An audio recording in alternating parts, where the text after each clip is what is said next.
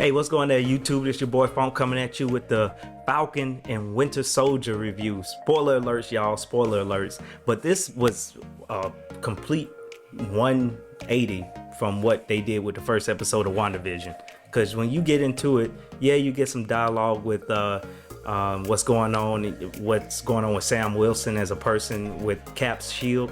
And you see that you hear some dialogue from him and Cap from Avengers.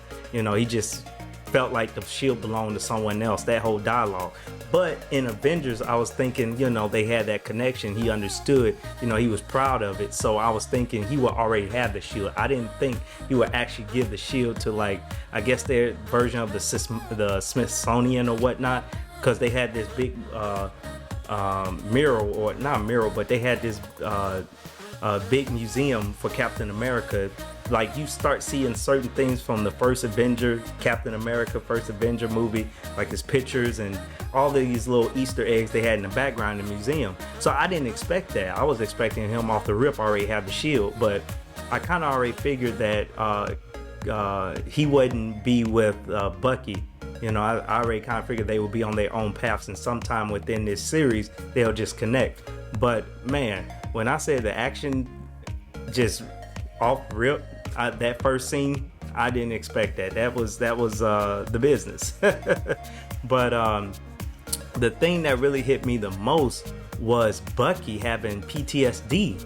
That's what hit me the most. Like, he befriended a person, dad, that he killed back when he was the Winter Soldier, and he's having these PTSD moments. And, you know, he feels bad about what's going on, you know, and he's in the therapy session with the counselor and going on certain things about what's going on with his, you know, his mental state or whatnot. But I didn't, it was, you know, it was just sad to see that the dad that lost his son to the Winter Soldier, you could see the hurt and pain within himself. And Bucky sees that, and I thought he was going to reveal that it was him, but he didn't. He was just like, hey, you know what, I owe you the money for lunch or whatnot, and he went on his merry way. But the thing that really got me was that, and I did not expect Sam to give up the shield to the museum or whatnot. But the tides have turned, because there's some other action-packed parts in this this series as well, where there is this coalition going around.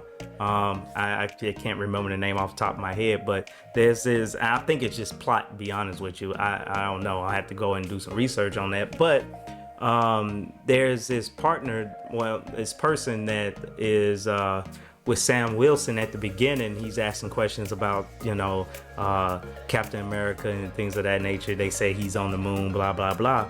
But later on within the episode, he gets ass handed to him by some guy that has Captain America type, you know, abilities.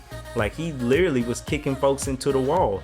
The way he kicked that one person into the wall, or that police officer, when he kicked him in his face, he should have died immediately. Because that wasn't, man, there's no way in the world. And it sounded like he broke his back. So how is he walking and talking on this phone later on within the episode? I don't know. But the episode was really good to me.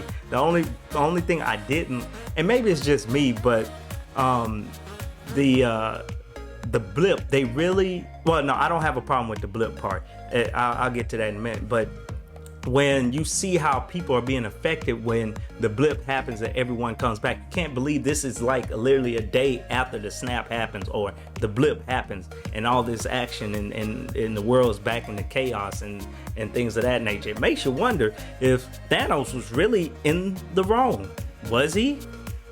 Some people think he did the right thing. Some people, you know, some people in the world wish it would stay the same, and you have the other half that was like, I'm glad I'm back, you know. But either way, the thing that really got me is you can see how banks and things of that nature, the job industry, like, you see how it's affecting people when the snap came back. You have these so much going on, they don't know how to handle it. and you see that within this episode. So that was good to see how they brought that into context, because the movies, WandaVision, they just, hey, you're back. They don't show how that is affecting the real world, and this episode kind of shows that. And I wonder if they're going to continue that within this episode, and that's probably what this side evil villainous connection is, which is probably more than likely is going to be with I forgot his name, the purple mask dude. Help me out in the chat and in the chat and comments. I can't remember the guy's name. Zemo. There we go. It came back.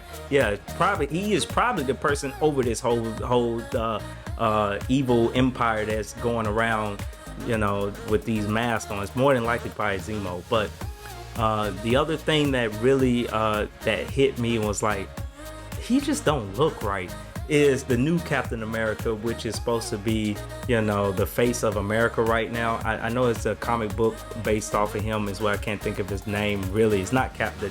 It's another name for him. I just can't think of it. But he just looks so weird. His chin doesn't. It's how like in certain people that wears a cowl or whatever, that headpiece, their chin, he just looks funny to me. It's all, even when they released the pictures about the new Captain America or whatnot, he just looks funny to me. I don't know, man. It's weird. But anyway, what did y'all think about the episode? I really liked it. I dug it. I liked the action scenes. The action scenes really was amazing, especially when Sam was flying through those mountains with the I forgot what you call those people that have the I can't even remember what it's called, but they have the little flaps. Y'all see what I'm talking about, the wing suits. So you could see the POV on that. That was nice. It looks like they really used like a GoPro, to be honest with you. But those POV sites, when they was going through the crevices of the canyons, that was amazing. They really knew what they were doing with those action scenes. And even the action scenes in the square where dude got his ass whooped, that was on point too. But I'm looking forward to seeing the episode next Friday, so we'll see how this is go. But this is a complete different direction how WandaVision is.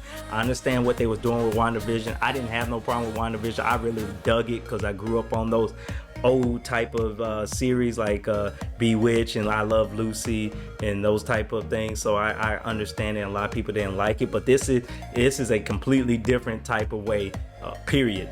It's just like you're walking into a movie theater and you watching again like Civil War, like the way this starts off, so yeah, put in the comments what y'all thought about it. I would love to read to see what your thoughts and context about the episode is about, and I'm looking forward to seeing episode 2. Until then, I will see y'all next week. Y'all be blessed, stay safe, and I'll see y'all later.